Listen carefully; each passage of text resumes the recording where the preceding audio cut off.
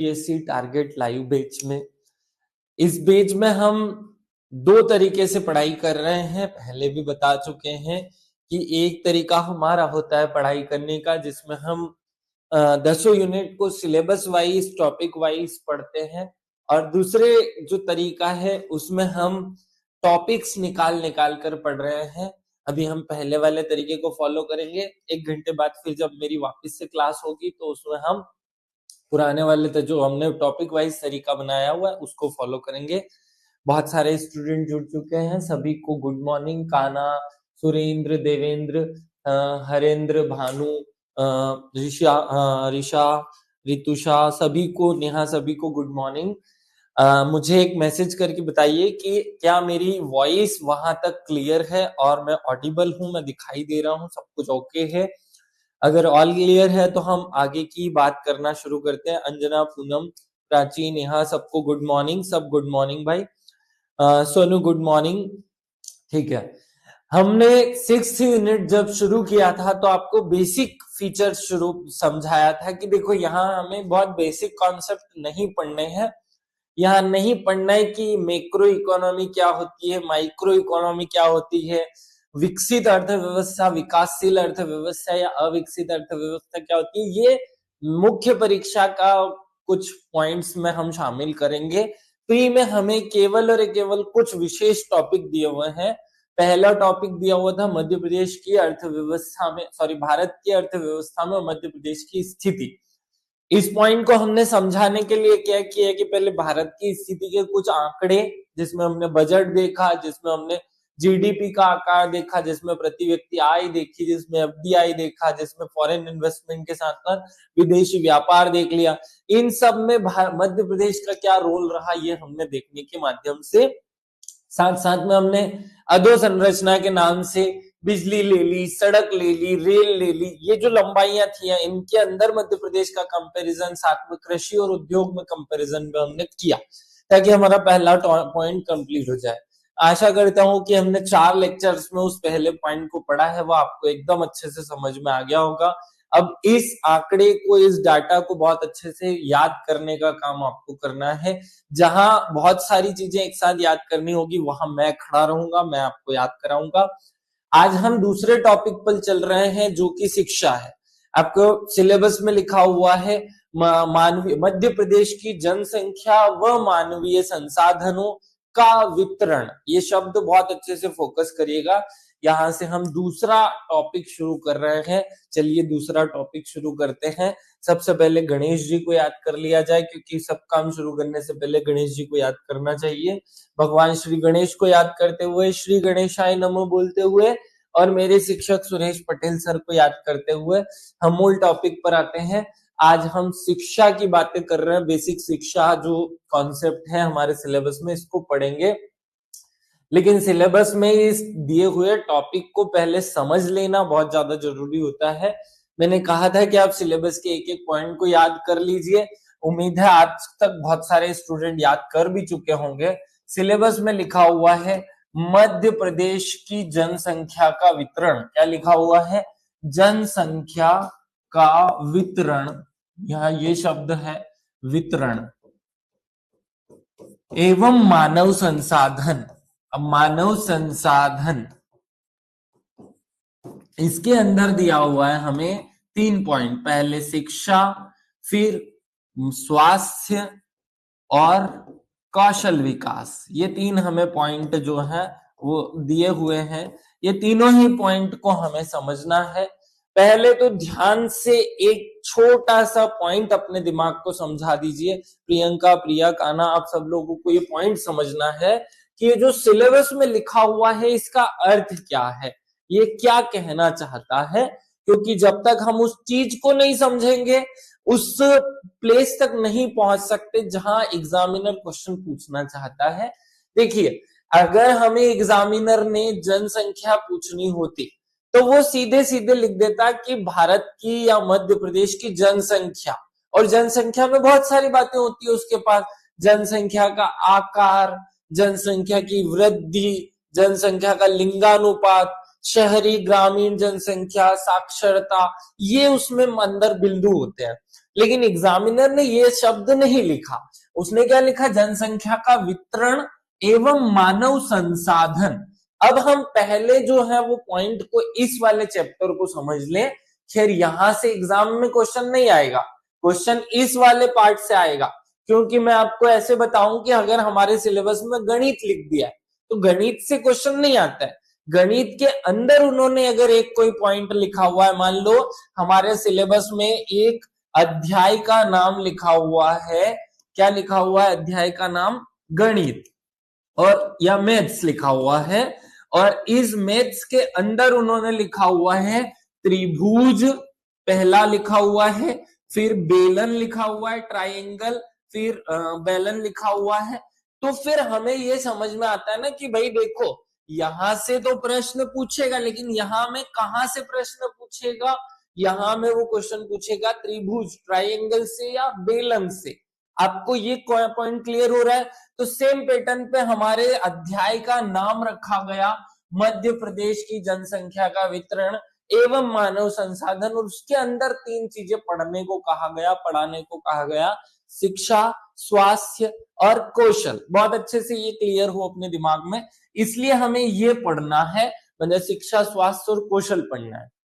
दूसरा, मैं आपको यहां थोड़ी सी और चीजें समझाना चाहता हूं, मूल बात को समझना है। यहां लिखा था जनसंख्या और मानव संसाधन, क्या लिखा हुआ था? जनसंख्या और मानव संसाधन। अब इसे एक पॉइंट के रूप में समझिए कि जब धरती पर मनुष्य का जन्म होता है तो वो एक प्राणी होता है। क्या होता है? प्राणी होता है। ये जो प्राणी होता है ये पेड़ पौधों, जानवरों, कुत्ते बिल्ली के समान होता है, लेकिन इस प्राणी को हम कुछ चीजें देते हैं, इसके अंदर कुछ चीजें डेवलप की जाती हैं जिससे ये एक मनुष्य का रूप धारण करता है। इसमें कुछ गुण डाल दिए जाते हैं जिससे ये प्राणी जो है वो मनुष्य बन जाता है। इसीलिए अरस्तु ने क्या कहा था कि a man is a social animal, मनुष्य एक सामाजिक प्राणी होता है। क्या होता है? सामाजिक प्राणी। तो हमने समाज के माध्यम से उसमें कुछ गुणों का समावेश कर दिया। जैसे आज मैं आपके सामने ये जो कपड़े पहन करके खड़ा हूं, ये हमारे अंदर कैसे आया? जिस समाज में हम पैदा हुए हैं उस समाज ने हमें ये गुण सिखाया कि ये मनुष्यों का गुण होता है। एक एग्जाम्पल ले लेते हैं, अंडमान निकोबार या हम लक्षद्वीप में जाते हैं तो वहां ओंगे, जरावा जनजातियां पाई जाती हैं। पूर्वी भारत में जाते हैं तो वहां नागा, कुकी, कुछ ऐसी जनजातियां और कुछ बहुत ही छुपी हुई जनजातियां पाई जाती हैं। ये जनजातियां मतलब शरीर पर एक भी कपड़ा धारण नहीं करती। तो वहां की जो समाज थी उन्होंने उनको सिखाया कि कपड़े नहीं पहनना है। हमारी समाज ने हमें सिखाया कपड़े पहनना है, जिससे हम इस प्राणी से कन्वर्ट हो गए मनुष्य में। अब हमने दो स्टेप्स को पार किया कि प्राणी थे, प्राणी से हम मनुष्य आ गए। लेकिन जब धीरे धीरे इकोनॉमिक्स या समाज का विकास होने लगा, जब धीरे धीरे समाज का विकास हुआ, क्या हुआ? समाज का विकास, तो फिर एक नया कॉन्सेप्ट जन्म लेने लगा, और वो कॉन्सेप्ट था बहुत सारे मनुष्यों के बीच में कंपटीशन या प्रतिस्पर्धा, कि अब उच्च से उच्च जीवन कौन अच्छे से जिएगा, उच्च से उच्च जीवन कौन अच्छे से जिएगा, कौन अच्छा मानव होगा, या कौन गुणों के साथ साथ में क्षमतावान मानव होगा। तो अब हमने मनुष्य की क्षमता में वृद्धि करने के लिए उसे अनेक प्रकार की विद्याएं सिखाना शुरू किया, अनेक प्रकार का ज्ञान या अनेक प्रकार का कौशल सिखाना शुरू किया, जिसके लिए हमने इंस्टीट्यूशंस बनाए। शिक्षा और कौशल के लिए जो जो संस्थाएं बनाने थे वो हमने बना दिए, कि हमने भैया मानव को, देखो प्राणी को समाज के माध्यम से हमने मनुष्य बना दिया। ये प्राणी था, समाज ने कुछ गुण सिखा करके उसे मनुष्य बना दिया, लेकिन उसे क्षमतावान, क्या क्षमतावान माने ताकतवर, उसकी ताकत को बढ़ाने के लिए हमने उसको मनुष्य से संसाधन बनाने के लिए हमने कुछ चीजें बनाई, जैसे स्कूल बनाए गए, जैसे कॉलेज बनाए गए, जैसे ट्रेनिंग सेंटर बनाए गए, ताकि वह मनुष्य कुछ काम कर सके, कुछ विशेष कर सके, ना वो आविष्कार कर सके, वो बहुत सारा जो पुरानी तरीके के नियम है उनको बदल कर नए नियमों को बना सके। माने हमने 3 स्टेप्स में विकास किया। पहले प्राणी था, उसे मनुष्य बनाया और फिर उसे संसाधन के रूप में जनरेट करने की कोशिश की। आप जो अभी मेरे सामने ये सब बच्चे, बहुत सारे लोग क्लासेस देख रहे हैं, ये सब मनुष्य है। ये क्या है? ये मनुष्य है। क्योंकि प्राणी और मनुष्य में क्या अंतर है? प्राणी होता है कुछ भी नियम का पालन नहीं करता, कुछ भी बोल सकता है, कुछ भी खा सकता है, कुछ भी पी सकता है, कभी भी खा सकता है, कभी भी पी सकता है, कभी भी सो सकता है, कभी भी रो सकता है, वो कभी भी सेक्स कर सकता है, कभी भी कुछ भी कर सकता है। लेकिन मनुष्य हर चीज नियम के, जो समाज ने नियम बनाए थे, समाज ने उसमें गुण डेवलप किए थे, उनके आधार पर करता है। वो कुछ तो भी तो नहीं खाता है, वो कुछ तो भी तो नहीं पहनता है, वो कुछ तो भी तो नहीं पहनता है, कुछ तो भी नहीं बोलता है। वो हर जगह पर कुछ न कुछ समाज के अप्रोप्रिएट व्यवहार, समाज द्वारा निर्धारित बिहेवियर या व्यवहार को करता है। बहुत बेसिक सी चीजें थी जो हमने अभी समझी। एक प्राणी बना, प्राणी से मनुष्य बना, लेकिन जब विकास होने लगा, जब मनुष्य का और ज्यादा विकास हुआ, तब हमने एक नया कॉन्सेप्ट पैदा किया, संसाधन का। क्या कॉन्सेप्ट पैदा किया? संसाधन का। अब मैं इन दोनों को समझा चुका हूं, केवल इसी पे फोकस करूंगा कि ये जो शब्द है संसाधन, इसका क्या मतलब होता है। संसाधन शब्द का क्या मतलब होता है, इस बात को समझने के लिए हम बाहर थोड़ा सा आउट ऑफ द वे जाकर के कुछ चीजें समझते हैं। संसाधन क्या होता है? संसाधन समझने से पहले, ये समझाऊंगा मैं अभी 2 मिनट बाद, लेकिन पहले मुझे आप लोगों को 3 चीजें समझानी पड़ेगी। पहला शब्द है मुद्रा, दूसरा शब्द है पूंजी और तीसरा शब्द है संसाधन। तो जब हम संसाधन समझना चाहें, हमें इन दोनों का परिभाषा याद होना चाहिए, तब जाकर के कोई भी स्टूडेंट फिर संसाधन को अच्छे से समझ पाता है। मुद्रा की परिभाषा क्या होती है भैया?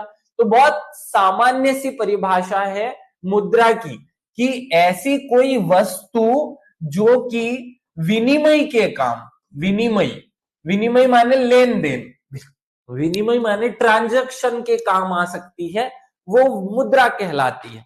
तो मुद्रा माने क्या? कि जो एक चीज के बदले में दूसरी चीज, जो हम पुराने जमाने में वस्तु विनिमय प्रणाली यूज करते थे ना, क्या करते थे? वस्तु विनिमय प्रणाली। वस्तु विनिमय प्रणाली का मतलब क्या होता था? प्याज दे करके गेहूं खरीद लेना, गेहूं दे करके कपड़े खरीद लेना, कपड़े दे करके नील खरीद लेना, या कुम्हार अपने मटके दे करके गेहूं ले ले, या नाई अपनी जो है हजामत बनाकर या शेविंग बनाकर बाल काट करके गेहूं बदले में ले ले। इसे हम कहते थे वस्तु विनिमय। इंग्लिश में बोले तो बार्टर सिस्टम कहा जाता था। तो इस वस्तु विनिमय से बहुत तकलीफ होती थी, क्योंकि हर आदमी को ढूंढना पड़ता था कि मुझे चाहिए टमाटर। अब किसी मार्केट में बेचने वाले तो खूब है, लेकिन उनमें से टमाटर किसी के पास नहीं है, तो फिर समस्या हो गई। तब हमने कुछ दुकानदार बनाए कि जो हर आदमी से सब कुछ ले ले करके दे, तो भी दिक्कत आई। तो फिर हमने एक कॉन्सेप्ट बनाया, जन्म दिया पैसा। क्या दिया? पैसा। ये जो आपकी जेब में है, जिसे हम मुद्रा कहते हैं, पैसे को हम मुद्रा कहते हैं। लेकिन मुद्रा किसे कहा जाता है? उसकी पहली क्वालिटी की वह चीज जो वस्तु विनिमय का काम करती हो। पैसे के बदले में हम चीजें खरीदते बेचते हैं। आज मेरे पास पैसे हो, मैं पैसे से फोन खरीद सकता हूँ, पैसे से पेन खरीद सकता हूँ, पैसे से मैं पानी की बोतल खरीद सकता हूँ, पैसे से मैं चाय खरीद सकता हूँ, पार्ले जी का बिस्किट खरीद सकता हूँ, समोसा खरीद सकता हूँ, सैंडविच खरीद सकता हूँ। समोसे से मैं सब कुछ चीजें खरीद सकता हूँ। तो ये समोसा वो क्या बना? एक वस्तु विनिमय का माध्यम बना। लेकिन इसमें एक और पॉइंट जोड़ना चाहिए था, या जुड़ा, कि भाई वस्तु तो कोई भी मुद्रा तो बना सकता था, लेकिन मुद्रा असली में उसे ही माना गया जो राजा द्वारा या जो उस क्षेत्र की सरकार द्वारा परमिसिबल की गई। जब सरकार ने किसी कागज पर यह लिख करके दिया कि मैं धारक को 10 रुपए अदा करने का वचन देता हूं, तब जाकर के वो चीज मुद्रा बनी, या उसमें वो चीज भाव आया। तो दूसरा उसमें था कि सरकार द्वारा वेद्यता। क्या आया? सरकार द्वारा वेद्यता। फिर तीसरा पॉइंट आपने देखा होगा, टमाटर के भाव हर थोड़े दिन में ऊपर नीचे हो जाते हैं। वॉइस ठीक से नहीं आ रही है, उमा का मैसेज है। ठीक है, क्या अभी वॉइस सबको क्लियर है? मैं बीच में माइक गिर गया था, अभी क्लियर है सबको वॉइस? सब आवाज गूंज रही थोड़ी, अभी आवाज क्लियर है? हाँ ठीक है, अभी क्लियर है। ये थोड़ा सा माइक नीचे गिर गया था, देखा होगा आप लोगों ने। हाँ, तो किसी भी मुद्रा में मुद्रा होने का पहला गुण तो आया वस्तु विनिमय। दूसरा उसमें गुण आया कि भाई हर आदमी ऐसे तो अपने घर पे कुछ ना कुछ मुद्रा बना लेगा, हर आदमी कह देगा कि ये मुद्रा है, ये मुद्रा है, नहीं। तो भैया उसमें फिर सरकार, जो सरकारी बॉडी होती है, उसका हस्तक्षेप चाहिए कि वो खुद ही बनाएगी, अर्थात उसमें सरकार द्वारा वैधता का गुण होना चाहिए। और तीसरा कि आपने देखा होगा टमाटर का भाव रोज ऊपर नीचे हो जाता है, सब्जी, गेहूं, दाल, चावल, तेल, शक्कर, सबका भाव ऊपर नीचे होता है। लेकिन एक ही चीज ऐसी है जिसका भाव कभी ऊपर नीचे नहीं होता, जिसके आधार पर बाकी सब चीजों का भाव ऊपर नीचे होता है, वो है पैसा। पैसे का आज 10 रुपए का नोट जो 10 रुपए है वो कल भी 10 रुपए ही होगा। कल ऐसा तो नहीं हो जाएगा कि वो 10 रुपए 9.5 में बदल जाएगा या परसों 11 में बदल जाएगा, ऐसा कुछ नहीं होता। तो इसका मतलब ये कि उसके अंदर गारंटी का भाव है कि ये हमेशा 10 ही रुपए होगा, क्योंकि सरकार ने उस पर क्या लिख करके दिया, तो ये गारंटी वाला जो भाव है, ये गारंटी उसमें होनी चाहिए। जब किसी भी चीज में, जब किसी भी चीज में 3 चीजें होती हैं, कौन कौन सी 3 चीजें? जब उसमें वस्तु विनिमय का गुण हो, जब उसमें सरकार की द्वारा प्रेषित की गई हो, सरकार द्वारा बनाया गया हो, और तीसरा जब उसमें तीसरी चीज की गारंटी का भाव हो। इसीलिए तो वहां हर नोट पे लिखना पड़ता है कि मैं गारंटी देता हूं कि धारक को 10 रुपए अदा करूंगा। ये वाला पार्ट है, सरकार ने छापा, इसके लिए तो हम दूसरी चीजें उस पर देखते हैं। तो ये 3 चीजें जो जब किसी चीज में बनी या आई तो उसे हमने मुद्रा कहा। अब आपके दिमाग में एक पॉइंट क्लियर हो गया होगा। तो मुद्रा तो हमने समझ लिया, अब हमें दूसरा कॉन्सेप्ट समझना है, पूंजी।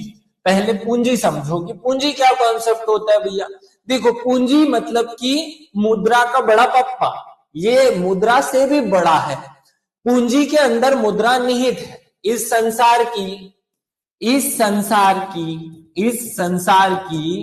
कोई भी वस्तु जो अपने आप में कोई मूल्य धारण करती हो, वह पूंजी कहलाती है। ये बहुत अच्छे से आप लोग क्लियरली समझना कि मुद्रा और पूंजी में क्या अंतर है। देखो, जो सोना है, चांदी है, हीरा है, मोती है, कंप्यूटर है, ये फोन है, ये सब क्या है? ये फोन क्या है? ये मुद्रा नहीं है।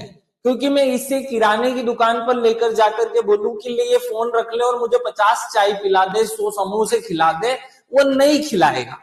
लेकिन पैसा मुद्रा लेकर जाऊंगा तो खिलाना पड़ेगा। अगर मैं एक सोने की अंगूठी लेकर के चले जाऊं कि भैया ये ले, मुझे 10 रुपए पार्ले जी बिस्किट खिला दे या समोसा या हॉट डॉग या कुछ भी खिला दे, पानी बतासा खिला दे, वो नहीं खिलाएगा। क्योंकि पूंजी में ये 2 चीजें तो हो सकती है, लेकिन ये वाला गुण नहीं होता। कुछ कुछ लोग ले सकते हैं, सुनार सोने को ले लेगा, मोबाइल की दुकान वाला मोबाइल ले लेगा, लेकिन वहां वैल्यू बहुत अंडर डाउन कर दी जाएगी। तो पूंजी क्या होती है? पूंजी की परिभाषा हम समझते हैं। पूंजी की बहुत बेसिक सी परिभाषा इतनी सी है कि भाई इस संसार की कोई भी वस्तु जिसके अंदर कोई मूल्य हो, जिसके अंदर कोई भाव हो, जिसे हम एक व्यक्ति को देकर उसके बदले में कुछ भी 1 रुपया, 2 रुपया, 10 रुपया, 50 रुपया ले सकते हैं, उस चीज को हम कहते हैं पूंजी।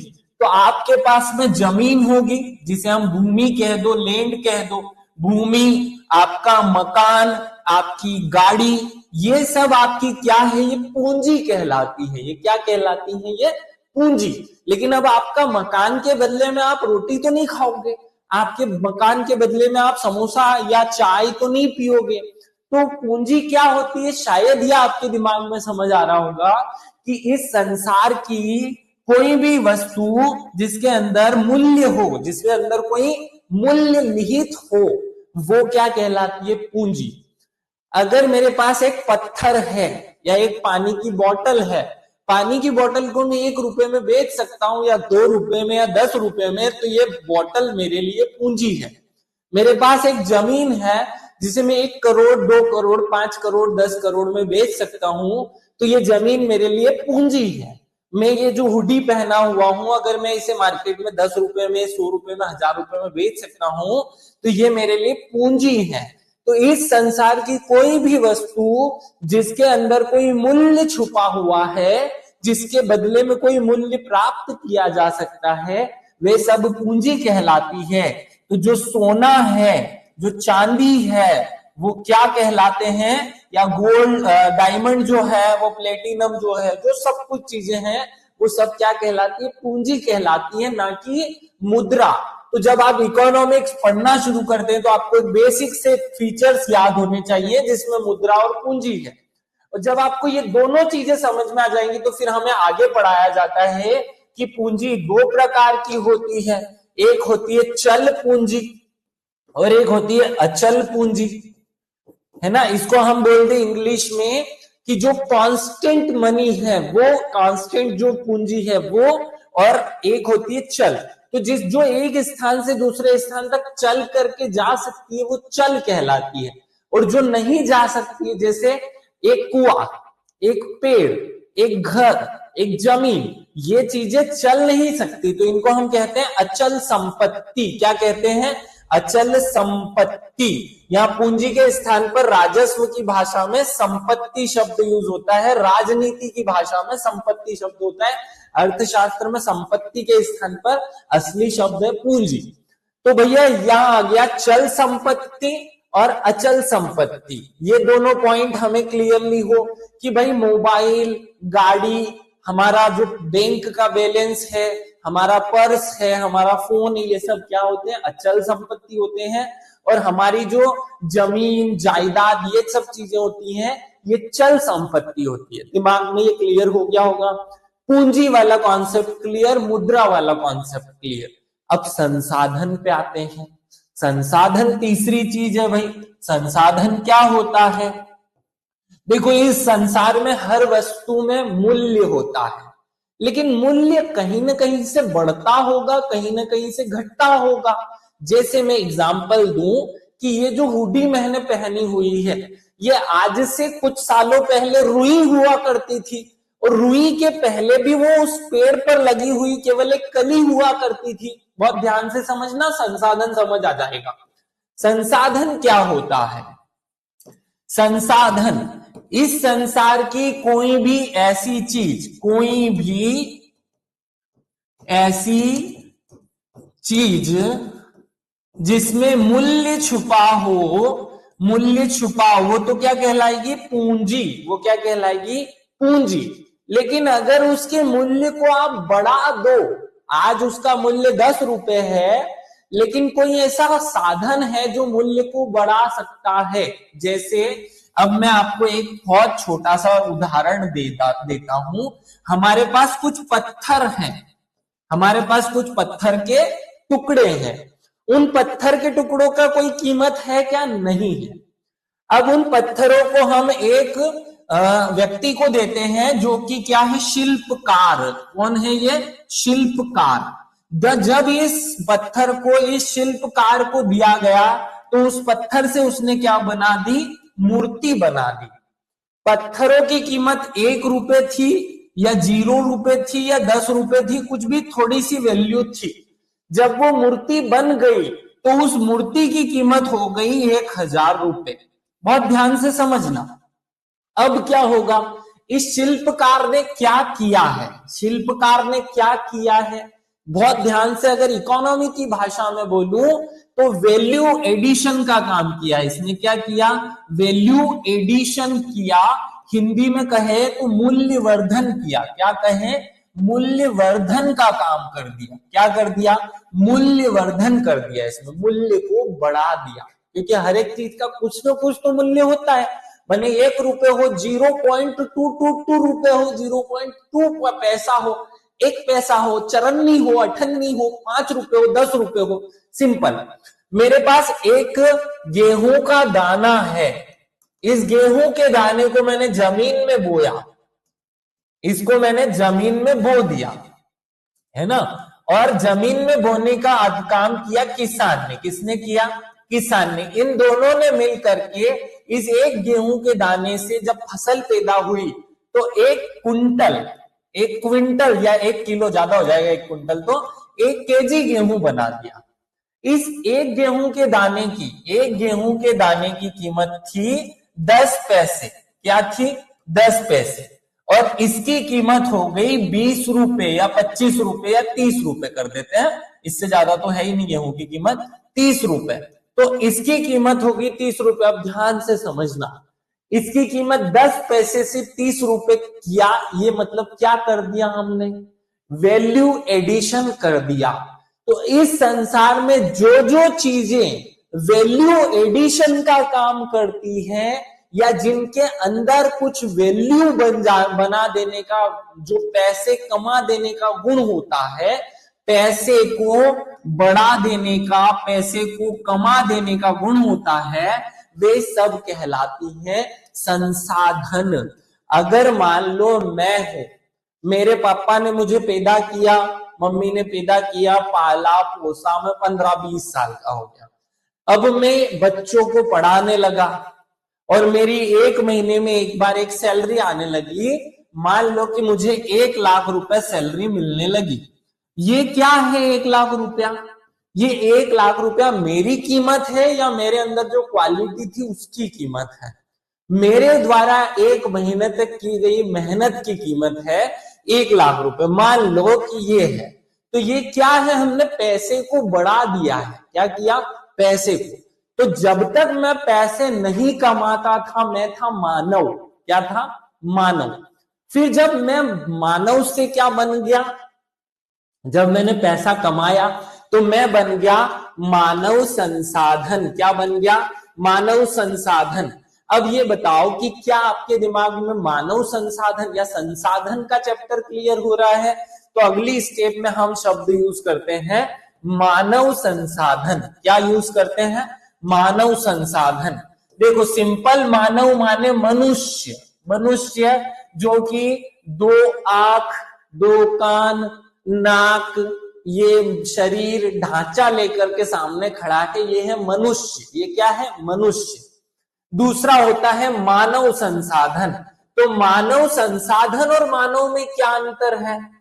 मानव और मानव संसाधन में इतना अंतर है कि मानव संसाधन चीजों को पैसों में या उसकी चीजों को बढ़ा सकता है। कोई भी ऐसी चीज जो वस्तुओं की वैल्यू को, मूल्य को बढ़ा सकती है, वो सब संसाधन कहलाती है।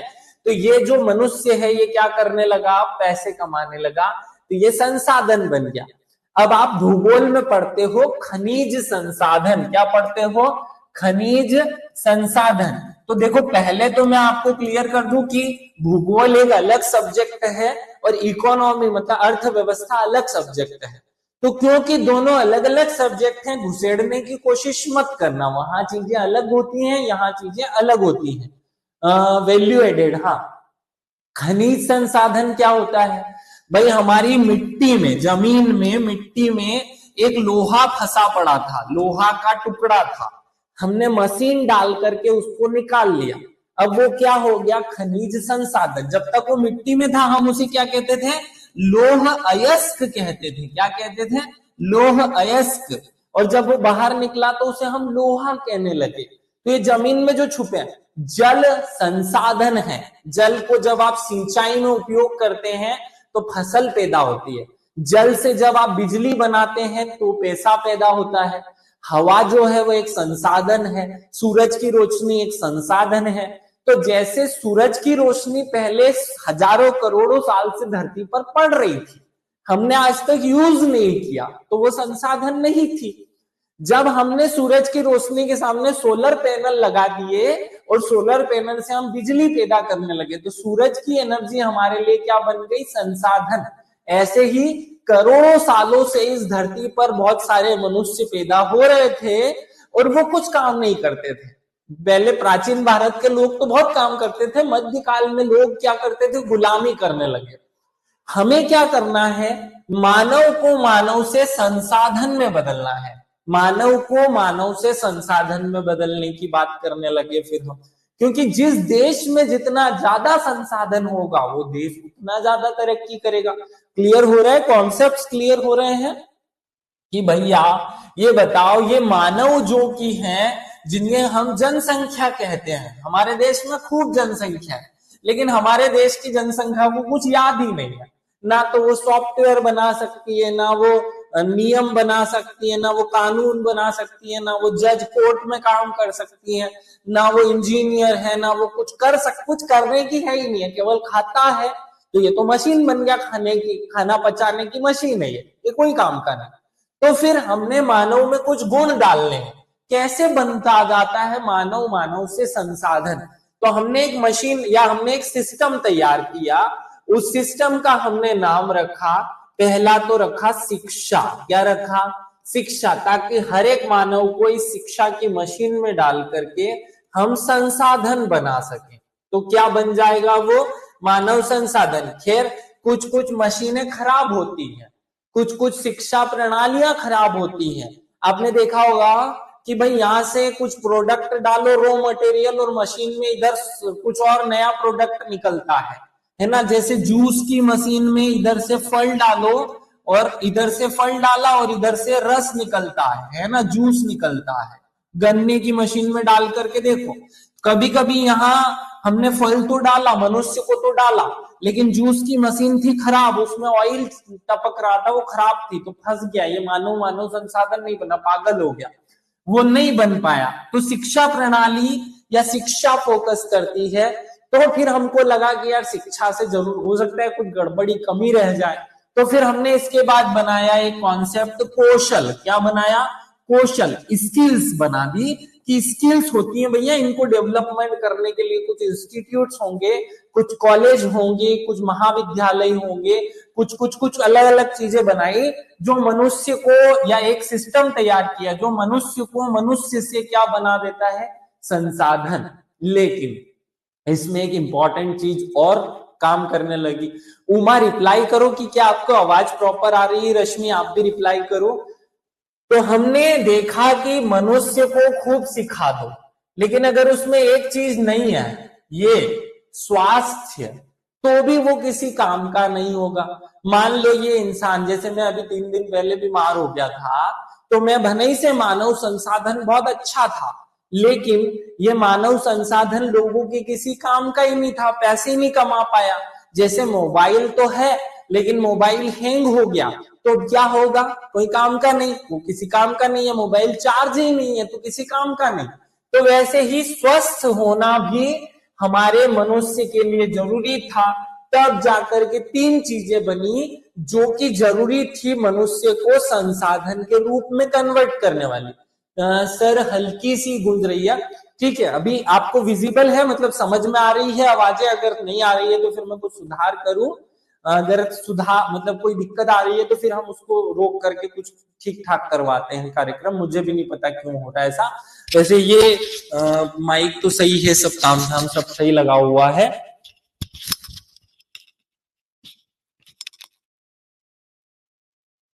और क्लियर हो जाएगी आवाज, ठीक है। क्या एक बार फिर से मुझे बता दो कि आप सब लोग, मुझे तो आ रही है? हाँ ठीक है। पूनम, एक बार सब लोग मुझे थोड़ा सा ये गाइड कर दो कि भाई मेरी आवाज सबको सही आ रही है? ठीक है, अगर आवाज क्लियर है तो फिर हम अगले नेक्स्ट स्टेप पे चलेंगे कि भैया मानव क्या था और मानव संसाधन क्या था। और मानव संसाधन या मानव को मानव संसाधन बनाने के लिए 3 चीजें जिम्मेदार थी, जिसमें पहली थी क्या? शिक्षा, दूसरी थी कौशल, और तीसरा थी स्वास्थ्य। और अब आप समझो कि एग्जामिनर ने सिलेबस में क्या दिया हुआ है। एग्जामिनर ने सिलेबस में क्या पूछा हमसे, ये सब छोड़ो। हमसे एग्जामिनर ने सिलेबस में केवल एक छोटी सी चीज पूछी थी, और वो क्या थी? मानवीय संसाधन का विकास पूछी थी। मानवीय संसाधन, देखो सिलेबस को बिना लगाया जो गधा पढ़ने लगा वो कभी पास नहीं होता है। अगर मैं यहां जनसंख्या पढ़ा दूं तो गधे को यही नहीं पता कि जनसंख्या एक जियोग्राफी का कॉन्सेप्ट होता है, जियोग्राफी का कॉन्सेप्ट है, इसलिए यहां नहीं पढ़ाना है कि हमारे देश में टोटल जनसंख्या 121 करोड़ है, मध्य प्रदेश में जनसंख्या 7.26 करोड़ है, ये नहीं पढ़ना है। उसने ये नहीं कहा कि जनसंख्या पढ़ो, यहां लिखा हुआ मध्य प्रदेश की जनसंख्या एवं मानवीय संसाधनों का विकास। क्या लिखा? विकास। विकास लिखा हुआ है, ना कि जनसंख्या लिखा हुआ है। तो विकास कैसे होता है? 3 चीजों से। शिक्षा से विकास होता है, स्वास्थ्य से विकास होता है और कौशल से विकास होता है। तो अब आपको थोड़ा सा क्लियरिटी आई होगी कि हमारे सिलेबस में हमें मानव संसाधन नहीं पढ़ना, जनसंख्या नहीं पढ़ना, हमें पढ़नी है 3 चीजें, शिक्षा, स्वास्थ्य और कौशल। तो क्या ये दिमाग में क्लियरली मेंशन हो रहा है, समझ में आ रहा है? तब मैं जाकर के आपको शिक्षा पढ़ाना शुरू करूंगा। अब मैं आपको पहले नंबर पे पढ़ाऊंगा शिक्षा। संसाधन एक बार रिपीट कर दीजिए। देवेंद्र ने कहा कि संसाधन एक बार रिपीट कर दूं। देखो भाई, संसाधन की बहुत सिंपल सी परिभाषा ये है, संसाधन क्या होता है? संसाधन का मतलब होता है, इसमें छुपा हुआ है साधन। क्या छुपा हुआ है? स और साधन। साधन शब्द संसाधन मतलब कि सभी। स शब्द का मतलब होता है सभी और साधन का मतलब होता है कोई ऐसी, आपके घर में एक सिलाई की मशीन होगी। चलो और अच्छे से समझाने की कोशिश करता हूं। साधन क्या होते हैं? जो किसी काम को करने के लिए उत्तरदायी होते हैं, वो साधन कहलाते हैं। तो देखो, बहुत बहुत सिंपल सी बात है। साधन क्या होता है? साधन माने, जैसे मेरे घर में एक सिलाई की मशीन है। इस सिलाई की मशीन से मैं क्या करता हूं? मैं एक कपड़ा लेता हूं और उस कपड़े को सिल करके एक पैंट, शर्ट, ब्लाउज या साड़ी या कुछ ना कुछ कुर्ता पजामा बना देता हूं। तो पहले मेरे पास एक कपड़ा था, ये कपड़ा 10 मीटर का था और इसकी कीमत थी 100 रुपए या 1000 रुपए। जब मैंने उसकी सिलाई की तो मैंने उससे 5 शर्ट बना दी और अब मैं 400 रुपए पर शर्ट के हिसाब से 5 शर्ट बेचा तो मुझे 2000 रुपए मिले। पहले उस चीज की कीमत 1000 रुपए थी, अब उस चीज की कीमत 2000 हो गई। तो जो 1000 का था उसे हमने किसकी मदद से? मशीन की मदद से। और साथ में एक और व्यक्ति की जरूरत लगी, जो सिलाई करने वाला दर्जी था। दर्जी था, उसकी भी मदद लगी। तो 2 चीजें हैं, मशीन और दर्जी। ये दोनों ने मिल करके 1000 रुपए को 2000 रुपए में बदल लिया। ये दोनों जो चीजें हैं, एक मशीन और एक वो दर्जी, ये दोनों हमारे लिए क्या बन गए हैं? साधन बन गए हैं। किस चीज के? देखो यहां सभी लिखा हुआ है। संसाधन मतलब सभी साधन। तो सभी वस्तुएं जो किसी एक चीज के मूल्य को दूसरी चीज में बदलने या उसके मूल्य को बढ़ाने का काम करती हैं, वे सब क्या कहलाती हैं? वे सब संसाधन कहलाती हैं। अब हो सकता है कि मेरे इस क्लास के किसी एक स्टूडेंट को कंफ्यूजन हो कि सर आपने पूंजी की डेफिनेशन में भी कहा था और आपने संसाधन की डेफिनेशन में भी कह दिया कि दोनों चीजें एक ही हैं, या दोनों जो चीजें हैं वो दोनों वैल्यू एडिशन का काम करती है। देखो, पूंजी उस वस्तु को कहते हैं जो खुद है। जैसे वो जो कपड़ा है, जो रुई है, रुई से कपड़ा बना, कपड़े से हमने शर्ट बनाया। तो ये जो शर्ट है, ये जो रुई है, ये जो कपड़ा है, ये कहलाते हैं पूंजी। इनको, रुई को हम, गांधी जी ने क्या चलाया था? चरखा। तो चरखे की मदद से बदल देते हैं कपड़े में या धागे में, और धागे को फिर बदल देते हैं कपड़े में, और कपड़े को बदल देते हैं शर्ट में। तो ये जो चरखा है, ये चरखा या कोई और दूसरी मशीन या फिर मनुष्य या जो दर्जी है वो, ये सब लोग जो हैं, जो कि उस चीज को एक से दूसरी में बदल रहे हैं, वो कहलाते हैं संसाधन। और जो वो वस्तु है वो कहलाती है पूंजी। इसीलिए तो पूंजी का कॉन्सेप्ट समझाया था। क्या अब आपको ये कॉन्सेप्ट क्लियर हो रहा है कि संसाधन माने क्या होता है भाई। संसाधन माने इतनी सिंपल सी बात है कि जो भी किसी और के मूल्य में मूल्यवर्धन कर सकता हो, या जो स्वयं के द्वारा कोई चीज का मूल्य कमा सकता हो, वो संसाधन कहलाता है। ऐसी वस्तु जो मानव के विकास में मदद करे, वो संसाधन। भाई मानव का विकास अकेला नहीं, यहां हम देख भाई मेरे, हम नैतिक मूल्य वाला या इथिक्स टॉपिक नहीं पढ़ रहा, तो मानव का विकास अलग चैप्टर है। हम क्योंकि इकोनॉमिक्स पढ़ रहे हैं, इकोनॉमिक्स में सबसे जरूरी चीज पैसा है। हम जो सब्जेक्ट पढ़ रहे हैं इसको हम अर्थव्यवस्था कहते हैं, इसे हम इकोनॉमिक्स कहते हैं। और इकोनॉमिक्स में केंद्र में होता है, सेंटर में होता है पैसा। तो जो चीज पैसे को बढ़ा सकती है, जो चीज पैसे को कन्वर्ट कर सकती है डबल तिबल 4 गुना में, वो कहलाती है मानव संसाधन। बहुत सिंपल सी बात है। क्या ये मेरा फोन संसाधन है? नहीं, मेरा ये फोन पूंजी है। क्या है? पूंजी।